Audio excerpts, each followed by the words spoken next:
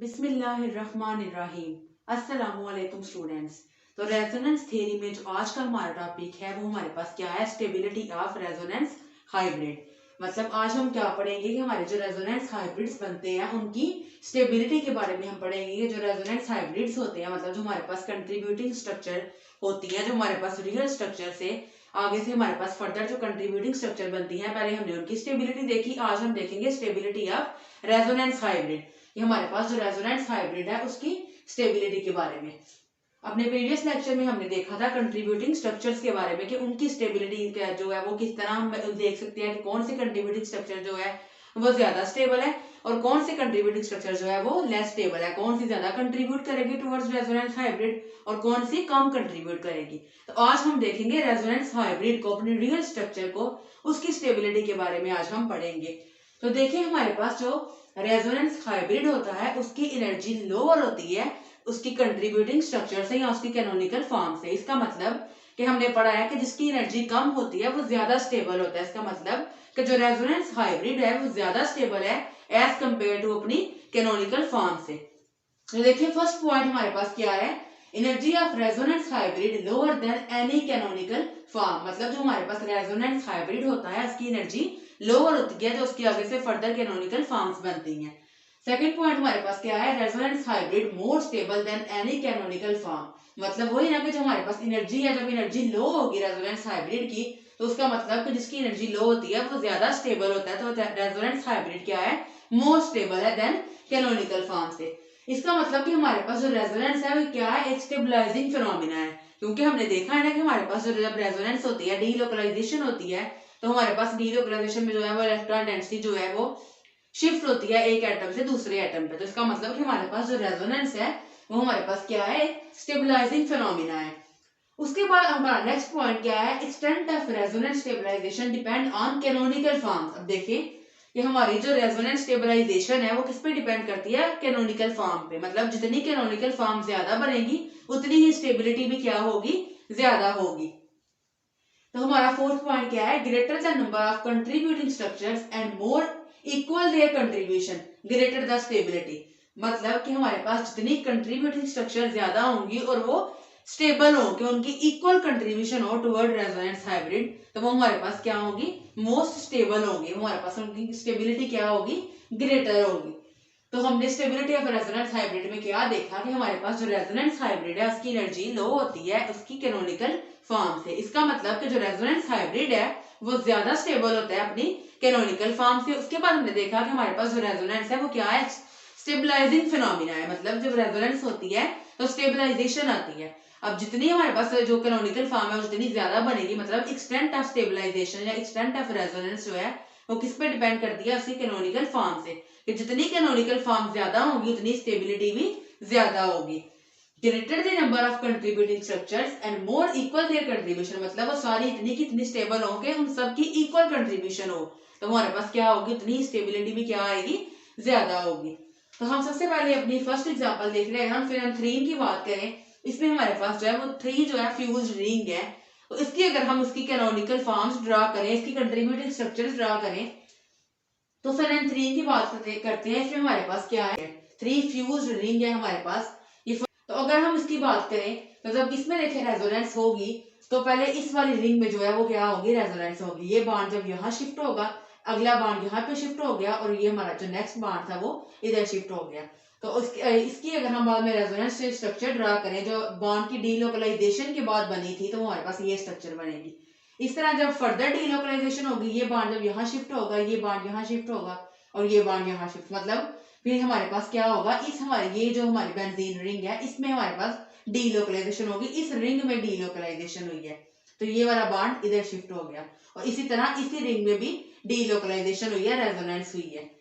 तो हमारे पास इसकी ये आगे से कंट्रीब्यूटिंग स्ट्रक्चर बनेगी। इसी तरह ये वाली रिंग में अगर डीलोकलाइजेशन हो तो हमारे पास ये वाली इसकी कंट्रीब्यूटिंग स्ट्रक्चर बनेगी। इसी तरह जब इसमें डीलोकलाइजेशन होगी, ये बांड जब यहाँ शिफ्ट होगा, ये बांड यहाँ शिफ्ट होगा, ये बांड यहाँ शिफ्ट होगा, ये बांड इधर शिफ्ट हुआ और इसी तरह इसी रिंग में जब डीलोकलाइजेशन होगी तो हमारे जो लास्ट स्ट्रक्चर है हमारे पास ये बनेगी। तो फिर थ्री में हमने देखा कि जब डीलोकलाइजेशन होती है और जिसमें अब इसमें न्यू जब रिंग्स बनेगी डीलोकलाइजेशन के बाद, उन सब की क्या होगी, इक्वल कंट्रीब्यूशन होगी टुवर्ड द रेजोनेंस हाइब्रिड। उन सबकी कंट्रीब्यूशन क्या है, इक्वल है। इसी तरह अगर हम एंथ्रासीन की बात करें तो एंथ्रासीन में हमारे पास जो है वो 3 इसकी स्ट्रक्चर्स बनती हैं कंट्रीब्यूटिंग, और 4th हमारे पास होती है वो फाइनल होती है। इसमें भी हमारे पास 3 फ्यूज रिंग है। इसकी भी अगर बात करें तो इसमें भी जब बॉन्ड की डीलोकलाइजेशन होगी, जब बॉन्ड जो है वो डीलोकलाइज करेंगे तो हमारे पास ये स्ट्रक्चर बनेगी। इसी तरह जब इस रिंग में डीलोकलाइजेशन होगी तो ये स्ट्रक्चर बनेगी। इसी तरह जब यहाँ डीलोकलाइजेशन होगी, ये बॉन्ड यहाँ मूव करेगा, ये बॉन्ड नेक्स्ट इधर मूव करेगा और ये बॉन्ड नेक्स्ट इधर मूव करेगा। इसी तरह ये बॉन्ड वापस इधर आएगा, ये बॉन्ड वापस यहाँ आएगा, और ये बॉन्ड जब वापस अपनी पोजीशन पे आएगा तो फाइनल हमारे पास ये एंथ्रासीन की स्ट्रक्चर बनेगी। तो इस तरह हमने देखा कि जो हमारे जो रेजोनेंस हाइब्रिड है उनकी स्टेबिलिटी के बारे में देखा कि जब हमारे पास कंट्रीब्यूटिंग स्ट्रक्चर्स होती हैं, अगर तो उनकी इक्वल कंट्रीब्यूशन हो टुवर्ड रेजोनेंस हाइब्रिड तो उसकी क्या होगी, रेजोनेंस हाइब्रिड की स्टेबिलिटी भी क्या होगी, ज्यादा होगी।